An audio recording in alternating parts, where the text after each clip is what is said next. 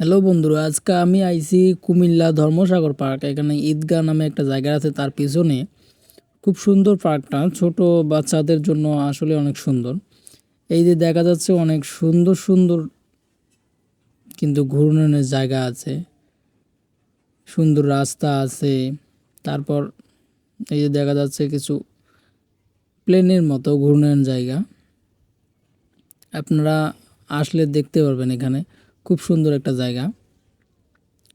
তো আমি শখ করে এই দিন গেছিলাম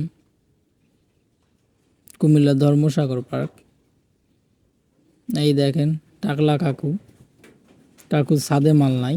তারপর জোড়ায় জোড়ায়, জোড়াটা দেখাইলাম না। তারপর এই দেখেন আরও জোড়া, কত জোড়াতে দেখবেন পার্কের মধ্যে, তার কোনো শেষ নেই। এই দেখেন বুড়ে চাচি আবার কি করে এখন ধর্মসাগর পার্কত। এই দেখেন ট্রেন কেরকেরাইয়া যায়।